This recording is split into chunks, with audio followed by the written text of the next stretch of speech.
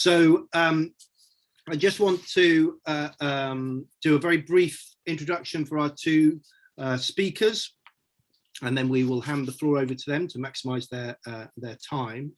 Paweł Pyrka is a assistant professor at SWPS, University of Social Sciences and Humanities in Warsaw, and teaching courses on American literature, cultural theory, and English. And he will be talking about, or his paper is entitled "Thinking Matters: Teaching Humanities with Design Fiction." So there's some interesting connections with what we just talked about. And Ingrid Hoofd is an assistant professor at the Department of Media and Culture at Utrecht University in the Netherlands, and her talk will be around developing cosmopolitan awareness through inclusive humanities curricula and diversity-driven pedagogies in a Dutch liberal arts program. So Paweł, I will paste your full biography in the chat, but the floor is yours. You should be able to share if you've got slides, but away you go. Let me see. Let's do this. Let's see. No, I haven't used Zoom sharing for a while. Let's hope that works. Does it? Nothing happening as yet. Oh God. It's always the way.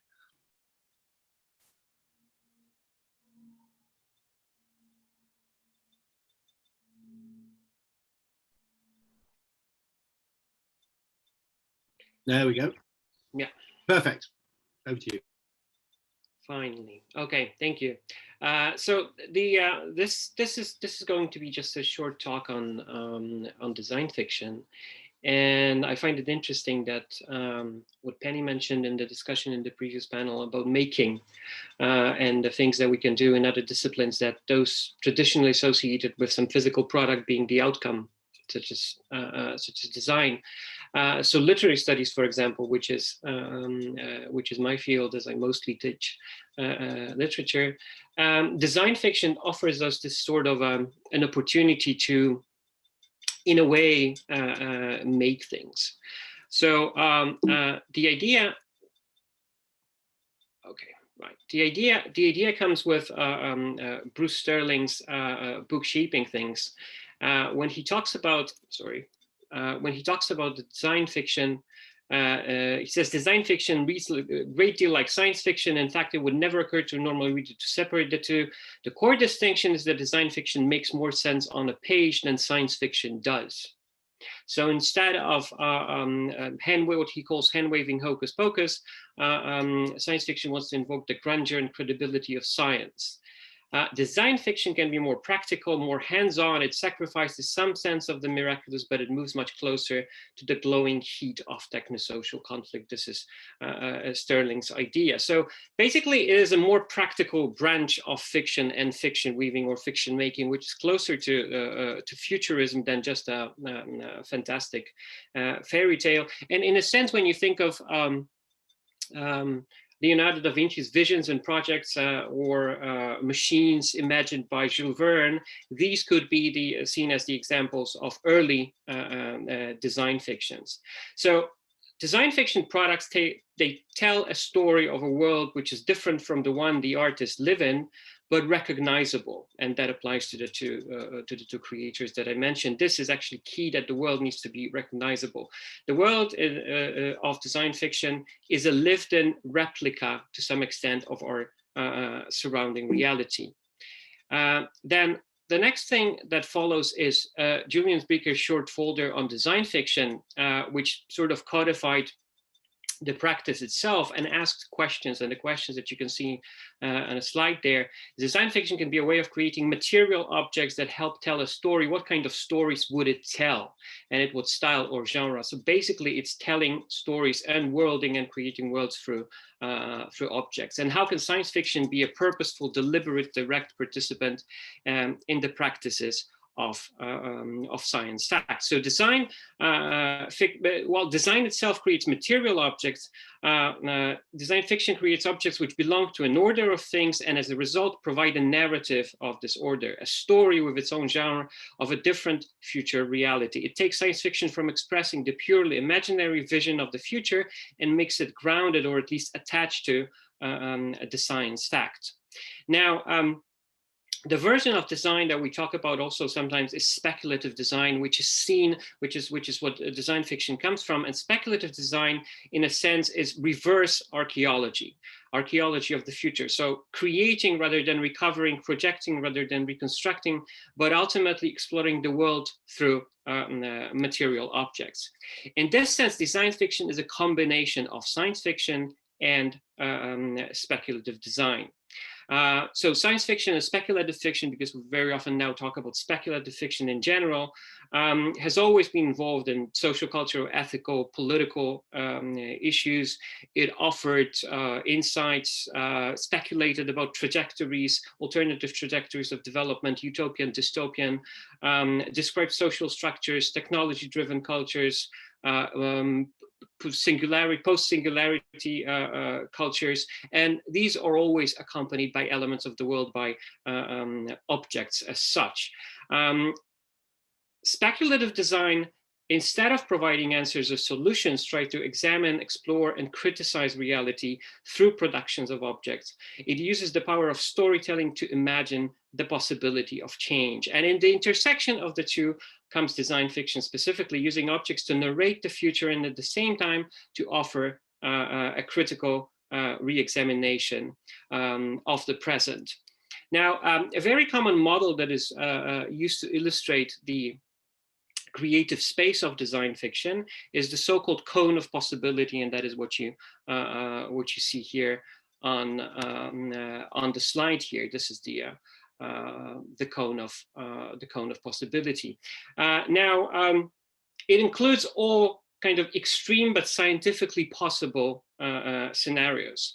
So traditional design is about a future which is probable, so it exists within a space that is probable, within scientific parameters, and it exists in plausible space of alternative futures, within those possibilities and connected to today, clearly connected to today.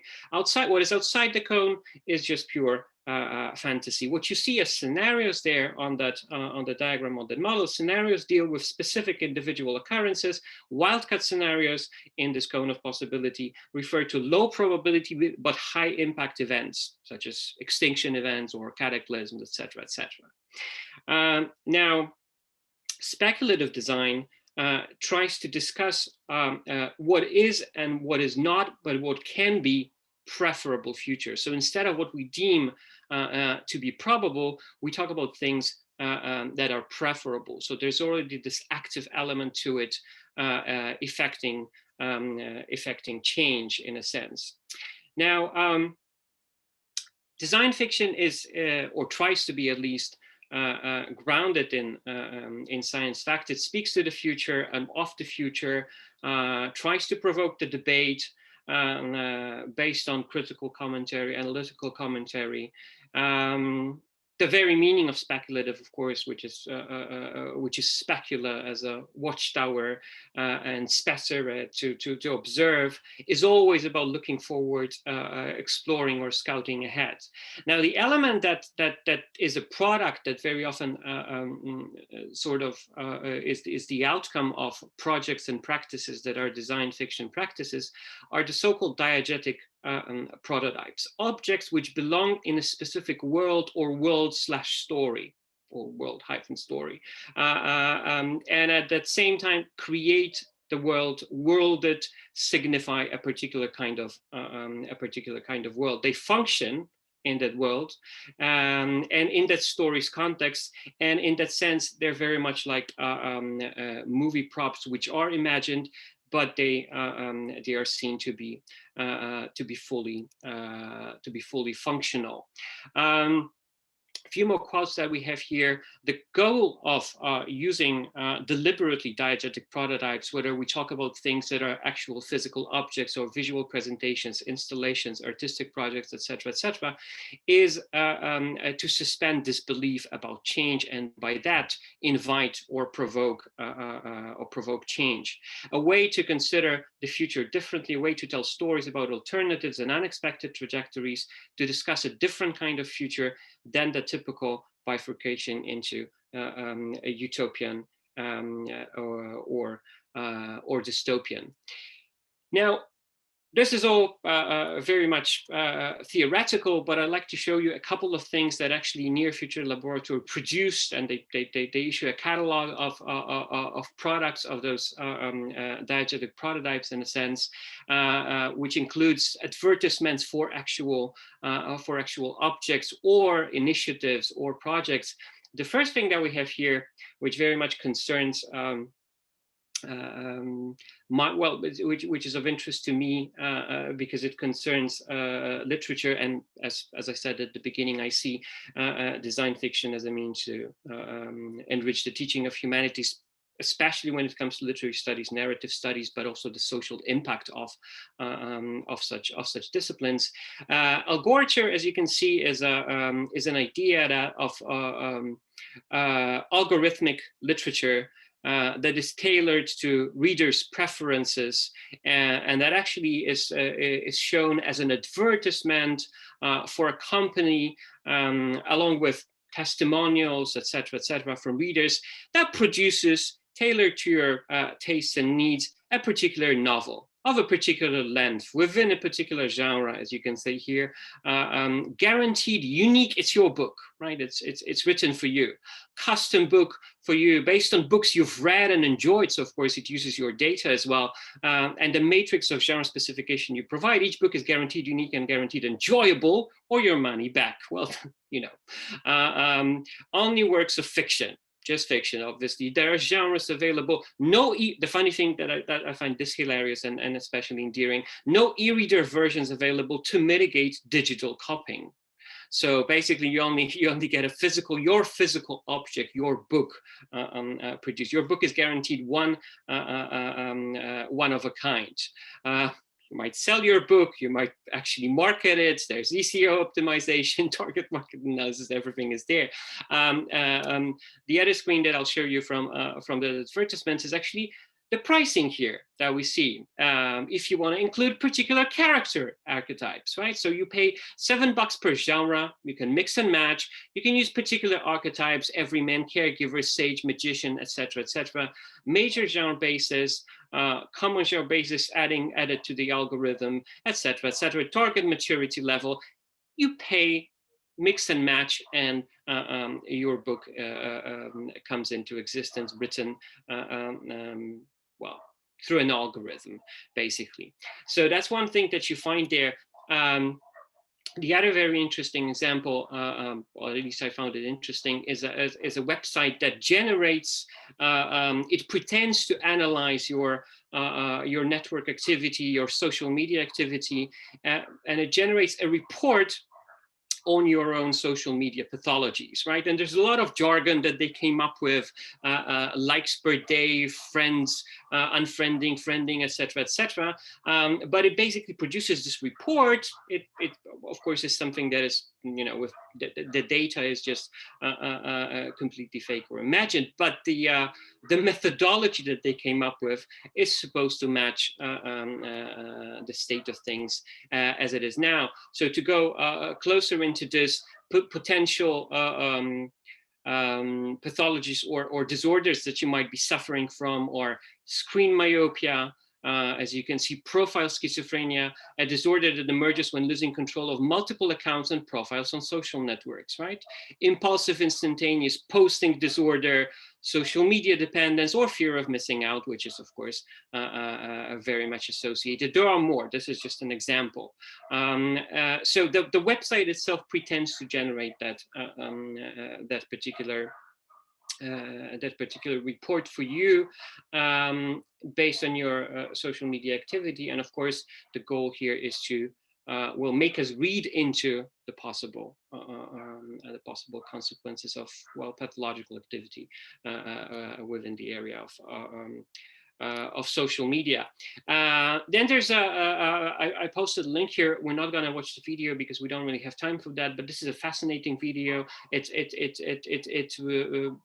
you view it like a documentary on data economy. It's a story well, there are a couple of people involved, by a person who's desperately trying to well, buy something and to get resources for that, to get money for that, and there's a technology at their disposal which allows them to sell data, all kinds of data, as you can see here in that screen. That's last night's sleeping data, which is worth certain amount of money. What you can see here is just $1.43 for that last night. But there are other things, information about your friends, etc., etc. Anything, any kind of information, any kind of data can be sold, and you're being immediately remunerated for that. So I encourage you to watch that video. There's a very interesting punchline which I'm not going to spoil here. One of the latest things that I saw published by people involved in the project is a book called A Bestiary of the Anthropocene. This is modeled on medieval bestiaries, but also contemporary biology books. But if you look into the index, what you see, I'm not sure to what extent that's visible, but you see it's divided into kingdom of minerals, kingdom of animals, etc., etc., kingdom of plants, miscellaneous, and it talks about creatures that populate the world we live in. And the kingdom of miscellaneous, what you find on page 55 is SARS-CoV-2, for example. So there's an entry on the coronavirus there as well. The way it's written, that's one of my favorite that I've seen from the excerpt element of the bestiary, is chicken bones. And there's a whole, I'm not going to read through that, but there's a whole commentary why that is a very specific, a very unusual occurrence, a very unusual element of our world. The way it's described, the way the authors described that that particular book, is that it's supposed to be a field handbook aiming at helping us observe, navigate, orientate into the increasingly artificial fabric of the world. It aims at encouraging us to pay attention to perceive the nuances and the assemblage of a dark ecology that arose in the last decades. There are other things that you see there. Coastal tetrapod under animal kingdom. What you see is drone catching eagles, ocean sentinels, microplastic saturated animals, or Tamagotchi, for example, is also something that you find there. There are multiple examples of such projects happening now. What I did with that after introducing this to my student, and that's just an example from one of the classes in literature that I taught, was to actually, together with my students, come up with an idea for workshops in creativity, in creative writing that would involve those very processes. And I'll just show you the examples of two workshops that my students also came up with, and then I did with another group, but that was some time ago. It's interesting that actually students, that was 2 years ago, the students came up with an idea of a virus, but then again, virus is nothing unusual in itself. So the first one was, imagine a future in which in 2022, weaponized virus or nanovirus, depending on how science fiction you want to get, gradually strips humanity of the capacity to store long-term memories. To remedy the situation, extremely expensive life-form technology is developed to record, modify, substitute, or invent memories, while majority of citizens must live as ephemeral ephemerals, people with no lasting memories following 2022. And the idea for students here, or participants of a workshop, would be to imagine a custom, a ritual, a game, media product, a commercial, and they can actually produce it, right? I mean, depending on what kind of audience, what kind of who the participants of the workshop are and what their skills are. If I had Carol's design students, that would probably be different than I had students in just in literature, or another cultural artifact which belongs in a word like this. Although students did come up with scripts for commercials or for customs that would exist in that particular version of the world. Now, the other one was imagine a world in which an ethical artificial superintelligence is created, leading to the so-called soul singularity and the development of oversoul ethics processor designed to supplement all of people's moral dilemmas, right? So creating a society which is technologically moral. And the idea here would be to create a short sample of poetry, drama, fiction, created by an artist fitted with such a device, or think of a design for an interface for the ethics processor. So the way it would, I talked about this to students, for computer science students also, they found it very interesting. What sort of, how do you do, or user experience design students, how they'd approach something usually not really concerned with technological solutions, that is moral dilemmas and morality as such. And I think that's it. Thank you. Thank you, Paweł. That was great. I've got some interesting questions. I'd like to see a couple of my literary colleagues in the room as well. So I'm sure we'll have some interesting comments and discussions. Ingrid, over to you. I think there will be some interesting parallels with not only the previous session, but possibly even that one, in terms of what's possible in the classroom of the near future. So Ingrid, over to you. Thank you, Ian, and thank you for the kind introduction. Yeah, what is possible and what perhaps is not quite possible, or what are the utopias that we try to work towards also within the liberal arts? Let me see if I can share my screen. We tend to use Microsoft Teams in my university, so, but I think this should be all right. Looks fine. Haven't used Zoom in a while. Yeah, great. So thanks everybody also for being here. I know for some people it might be an odd hour to attend a conference. I'm very happy to be here. I would have, of course, preferred to be with you in a physical space, even though the online does have certain affordances, but I do find, of course, physical conferences are much more, in Dutch we would say gezellig, much more cozy, much warmer in all kinds of ways, and richer. Nevertheless, I would like to talk a little bit to you about an idea for a new module I have in our liberal arts program that focuses on cosmopolitan awareness and cross-border thinking. So it's certain kinds of pedagogies and theories.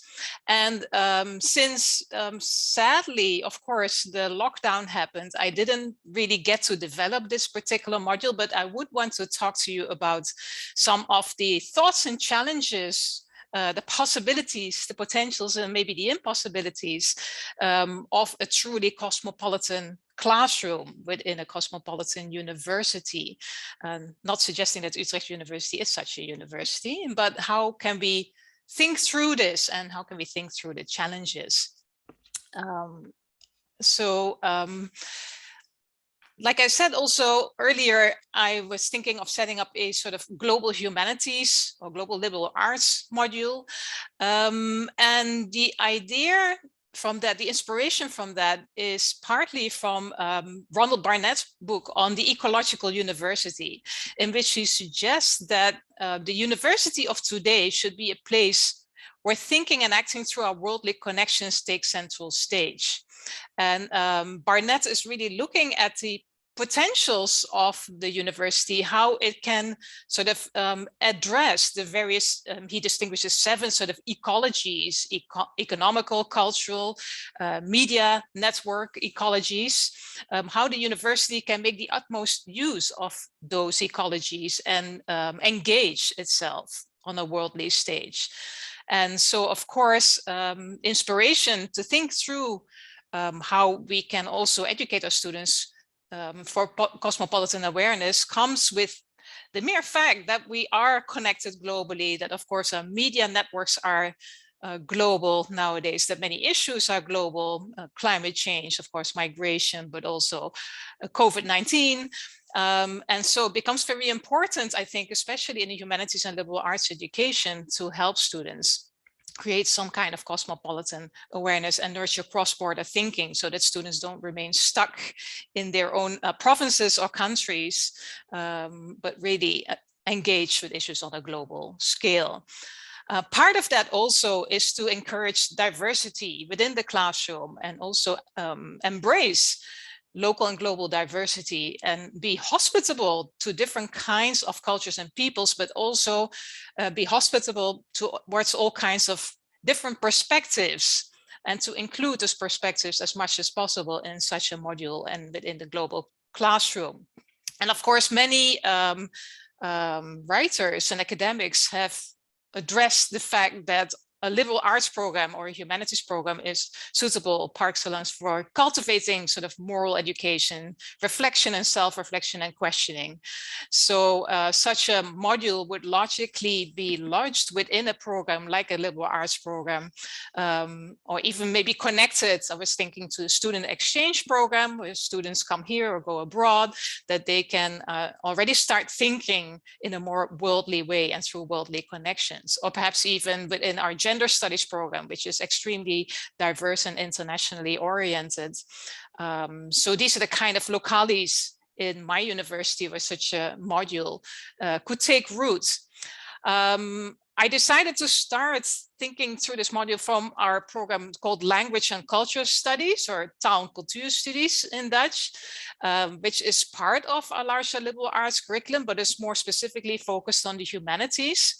And I think this particular program is amenable to, for instance, a global humanities module, because it is already very much trying to expand and be more inclusive and more diverse in all kinds of ways. We're also incorporating curriculum discussions with students. We have feedback sessions via mentor groups.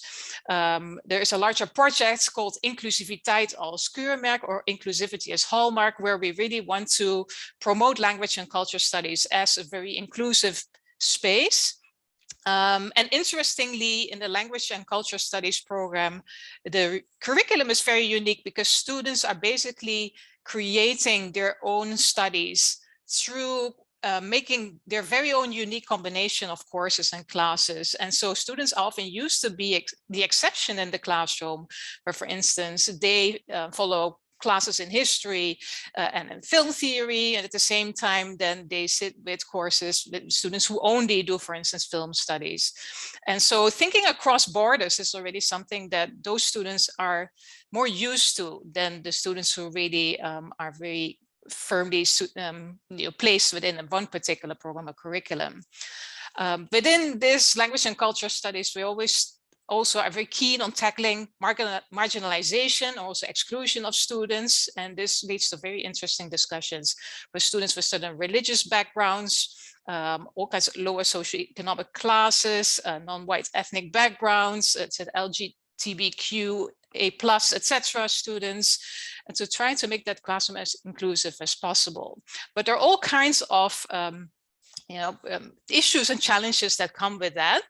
And I want to just address a little bit of the concerns around my global humanities module idea, with also reflecting on a module that we have already in this program, which is called Theory and Practice of the Humanities, a Theorie of Praktijk van de Geesteswetenschappen. And here, the emphasis in this module, it is a third-year capstone module that all the language and culture studies, whether they do Dutch or film studies or history or political science, they all have to take that in their third year. So the classroom is extremely diverse in terms of epistemologies and humanistic traditions. But we try to emphasize reflection and self-reflection on what their humanities education has now brought them and how they can bring that into practice once they graduate, through discussing philosophy and history of the sciences and humanities, through discussing Dutch higher education policy papers. We bring in alumni who tell about the connection between what they learned in the university and what they are doing now in the so-called outside world. We bring in critiques of the humanities and even critiques also of the module itself. What is the social function of the university, and how is the university both empowering and hierarchical and sometimes elitist, and how is it imbricated with power relations? So this module allowed me also to think through already some of the challenges of trying to make a sort of a module around cosmopolitan awareness. So thinking through some of these ambiguities of such a module, let alone the practical ones, once lockdown is truly over, I hope to set up this module. I delved into a bit of theory besides also discussing with the students. And some of this maybe is a little bit cerebral, but I hope to explain to you what are some of the thoughts and concerns I have in my head. I don't know if any of you know Jacques Derrida's wonderful book, a very small book called Cosmopolitanism and Forgiveness. If you haven't read it, it's very tiny and it's a great read, even though its examples are a bit dated. But what is interesting about the way in which Derrida discusses cosmopolitanism, whereas we might think, oh, this is sort of a positive utopian ideal, is that Derrida tries to address sort of the dark side, if you will, of cosmopolitanism as well, while trying to retain its utopian potential. And Derrida couches the idea of cosmopolitanism in the idea of hospitality. So, you know, if we have a cosmopolitan global world where everybody truly can be a global citizen, then we need to engage in an extreme form of hospitality, which should be unconditional solidarity with all kinds of cultures and peoples and ideas and perspectives. But Derrida says this idea of the unconditional is nonetheless very, now with critical theory term, apparatic. That is, it's internally intentioned because it relies on certain conditions to create hospitable structures or hospitable spaces. A lot of Derrida's work is about hospitality because he recognizes in ethics in general and any moral ethical standpoints always these kind of internal tensions. Right? See, an unconditional cosmopolitan hospitality would have to rely also by virtue of that on very specific conditions, which therefore also can be at the same time problematic. And he discusses the heritage of cosmopolitanism as we understand it today through, for instance, Greek Stoicism. I cannot go into the details here too much, but also via sort of secularized Pauline Christianity that now is engaged via state law and the police, through ideas, of course, of Immanuel Kant, who has written extensively on cosmopolitanism and the cosmopolitan ideal. And also a little bit, although Derrida doesn't go into that in this particular booklet so much, but through Marx's new internationalism, workers of the world unite, and the sort of utopian and empowering aspects of that internationalism. So the traditions and the thoughts, the traces of thought that Derrida traces into the idea of cosmopolitanism are also potentially perhaps, you know, Eurocentric, require a sort of idea of radical inclusivity that at the same time can be perhaps oppressive when you universalize such a particular, maybe European idea of radical inclusivity. And Derrida is also careful to suggest that, okay, so cosmopolitics requires sort of a world politics. So we should somehow you know, challenge the state sovereignty, but at the same time, simply installing a world government that is, you know, sort of its own hierarchical structure doesn't also do justice to the cosmopolitan ideal. So there are all kinds of tensions that Derrida tries to address here. And what is interesting here also is how that then can be thought through in terms of various pedagogies. And one of the ideas that I try to address also in engaging this new module is Paweł Pyrka's idea, Pedagogy of the Oppressed. I'm sure many of you have read or at least heard of this particular book. Very interesting call for local and global inclusivity and diversity in the classroom. FREIRE is very keen, and I heard that a bit in the previous panel earlier on the potentiality of new media and new media technologies to engage in more bottom-up pedagogies and to include, be more inclusive of people who would otherwise be excluded from the particularities of the ivory tower, the ivory tower classroom, if you will. I find that FREIRE'S idea and this pedagogy is very interesting, but at the same time, perhaps also problematic. I'm wondering, isn't it perhaps exemplary of a new techno and socioeconomic context in which the university finds itself, including other people, and FREIRE talks about peasants a lot in this particular book. Isn't it also not sort of kind of a veiled universalism under new technological and economic conditions? And I find sometimes the talk about bottom-up approaches also can obscure really local and global hierarchies within the university, within the classroom, but also between universities. How bottom-up is bottom-up really, and how are we being disingenuous is if we say, or when we say, well, our students, you know, have just as much power in the classroom as me, and I learn from them as much as they learn from me? Aren't we actually obscuring real power structures within the institution and also on the global scale? In terms of the theories that one would teach in such a module, I'm also inspired by Bell Hooks's work, her book, for instance, Teaching to Transgress, fantastic read, also again, very interesting from a feminist perspective. And Hooks, interesting, talks about theories as potentially anti-authoritarian, non-conformist, as sort of you know, empowering for certain groups of people, sort of as healing, that she says she was brought to theory because she was trying to understand the sadness and the trauma that she had to go through as a Black child in the United States. It can aid in consciousness raising, but at the same time, says Hooks, theory, of course, can be a form of indoctrination or an instrument of silencing particular groups. It can be elitist or very privileged, and very much that the production of theory obviously is shaped by extremely unequal institutional context. And again, that is within and between institutions. My thoughts are also that theory, perhaps, and Hooks doesn't think these two together, but it's always both at the same time.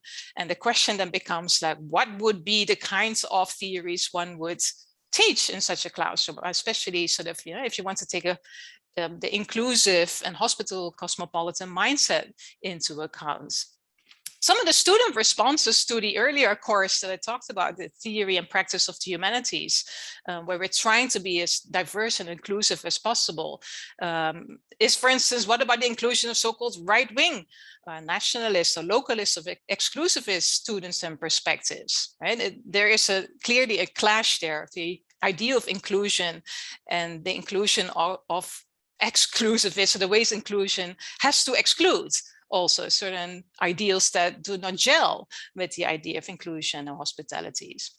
And like I said, the students also mentioned theories can be difficult, can be snob, only speak to some in the classroom. When we teach the theory and practice of humanities course also it is very much anchored in philosophical idea, philosophy of science, history of science in the humanities. Now, obviously, students who are familiar with that kind of meta thinking find the course very easy, but students who are not used to that at all, who come maybe from communication science or some other, maybe language studies, find the course very difficult. So they are at the disadvantage of finishing that capstone modules. So when we talk about the humanities, of course, the word is already plural, but whose humanities really are we talking about? And that's only within Utrecht University. If one were to engage with other universities globally in such a global humanities module, where would you anchor it in? What traditions would it be anchored? How can you do justice to the various traditions in which you would anchor such a course? A lot of our teaching in the classroom is, of course, predicated on being vocal, on discussion and communication. What about the silent students? And finally, obviously, the students rightly said, hey, but the module will still be graded. Doesn't that generate hierarchies? No, we still need to grade it in the Dutch system from 1 to 10. Some students do better than others. That generates and reproduces hierarchies again in the classroom. And that, of course, would also happen if you make such a humanities module more international or more global or potentially more cosmopolitan. So finally, just to wrap this up, and I hope I'm not going on for too long, back to a bit of Derrida. He has written a lot actually on pedagogy and also on the university and the potential of a global university or a university with a global outlook. There is, again, sort of an internal tension within that idea. The term university, as some of you may know, comes from the Latin universitas, which means the whole or the universe, or the world even. So there is an interesting parallel between the ideal of the university and the ideal of cosmopolitanism. Yet we all know that the university is ambiguous, is empowering, and at the same time can be extremely hierarchical, elitist, and oppressive. And how do we sort of make that work, that a poetic hospitality of the university that tries to be universal, and in that very attempt of being hospitable to every perspective and all knowledge and all people, is nonetheless a very particularly oppressive idea imbricated in global, also capitalist power structures and cultural power structures.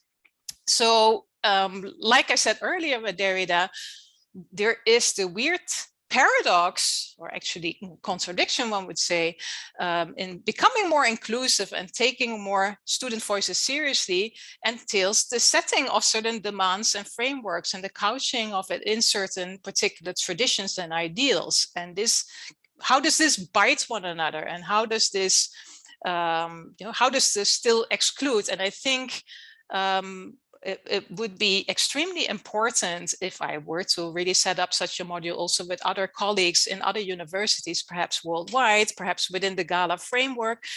Would be extremely important to always, I guess, acknowledge the limits and the reproduction of certain forms of marginalization and exclusion within such a module, even though one wants to do it as ideally as possible. So here also, what would be important, I guess, which Derrida also flags in a lot of his work, that reflexivity and also teaching self-reflexivity and critique and questioning is also, of course, part of the sort of knowledge economy of neoliberal and lifelong learning, self-management, a particular symptom of a sort of also individualist postmodern capitalist condition, where the job markets requires individual new elites and new citizens with these metacritical perspectives and positions, right, global or worldly positions, to engage innovation and change. So here again are some of these tensions between these ideals of cosmopolitanism as both oppressive and empowering, inclusive and nonetheless exclusivist. These are basically some of the thoughts and challenges I have. I haven't even started setting up a particular framework for this new module, but I'd be very happy to hear your ideas or comments on this or suggestions. Thank you very much. Thank you, Ingrid. Thank you.